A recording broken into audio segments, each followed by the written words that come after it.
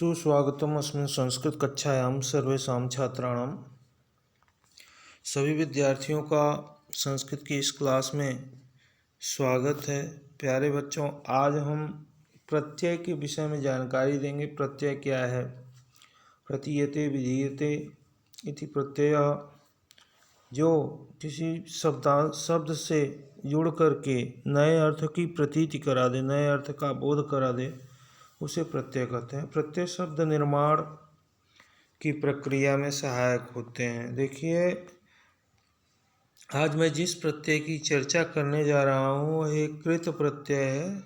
कृत और तद्धित दो प्रकार के प्रत्यय होते हैं, तो हम कृत प्रत्ययों में क्तवतु प्रत्यय की चर्चा करने जा रहे हैं। क्तवतु प्रत्यय, क्तवतु प्रत्यय क्या है? तो क्तवतु प्रत्यय की विशेषताएं देखेंगे पहले कि क्या क्या इसमें क्वालिटीज होती हैं। विशेषताएं: विशेषण पदानाम निर्माणम, यह जिस धातु से जुड़ता है उससे विशेषण पदों का निर्माण किया जाता है। अर्थात जिस धातु से जुड़ेगा उससे जो शब्द निष्पन्न होगा उससे विशेषण पद बनेगा। दूसरी विशेषता है भूतकालस्य अर्थे प्रयोग। भूतकाल के अर्थ में प्रयोग, लंग लकार के अर्थ में, जिस अर्थ में लंग लकार के क्रियापदों का प्रयोग होता है सेम उसी अर्थ में जो है इस प्रत्यय से बने हुए पदों का प्रयोग किया जाता है। अगला पॉइंट है कर्तृवाच्य प्रयोग। कर्तृवाच्य के वाक्यों में ही प्रयोग होता है, अर्थात यह कर्ता पद का ही विशेषण होता है। तो इसके आगे अब हम उदाहरण के माध्यम से अधिक समझ जाएंगे। उदाहरणान देखिए, मूल धातु पुल्लिंग, स्त्रीलिंग और नपुंसक लिंग में कैसे रूप बनेंगे। पठ धातु से क्तवतु प्रत्यय, पठितवान, पठितवती, पठितवत।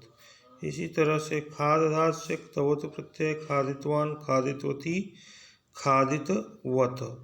इसी तरह से गम धातु से क्तवतु प्रत्यय, गतवान, गतवती, गतवत। इसी तरह से कथ धातु से क्तवतु प्रत्यय, कथितवान, कथितवती, कथितवत। इसी तरह से दा धातु से क्तवतु प्रत्यय, दत्तवान, दत्तवती, दत्तवत। आगे देखिए जो नियम लिखा गया कि क्तवतु प्रत्यांत पदानाम रूपाणि पुल्लिंगे स्त्रीलिंगे च भवत शब्दमेव नपुंसक लिंगे च जगत शब्दमेव भवन्ति। क्तवतु प्रत्यांत पदों के रूप पुल्लिंग में और स्त्रीलिंग में भवत शब्द के समान चलते हैं तथा नपुंसक लिंग में जगत शब्द के समान चलते हैं।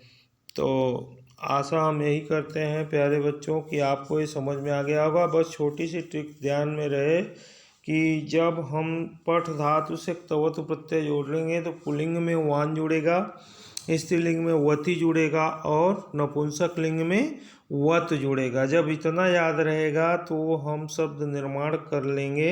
उसके साथ साथ एक पॉइंट और याद करना है इसमें। दूसरा बिंदु इसका ये है कि इस प्रत्यय के पद का जो शब्द रूप है वह पुल्लिंग और स्त्रीलिंग में भवत की तरह और नपुंसक लिंग में जगत शब्द की तरह चलते हैं।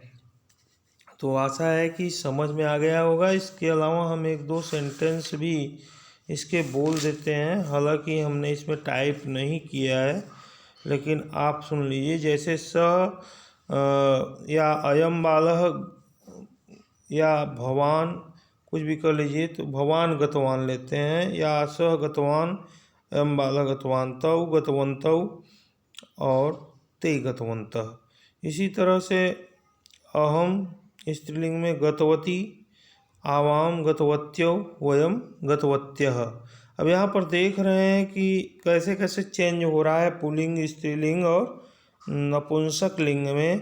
तो इसी तरह से सा गतवती, ते गतवत्यौ, ता गतवत्य। तो वाक्यों में प्रयोग भी इनका इसी तरह से हो जाएगा। तो प्लीज़ हमारे वीडियो को लाइक और शेयर ज़रूर करें तथा चैनल को सब्सक्राइब करें। धन्यवाद।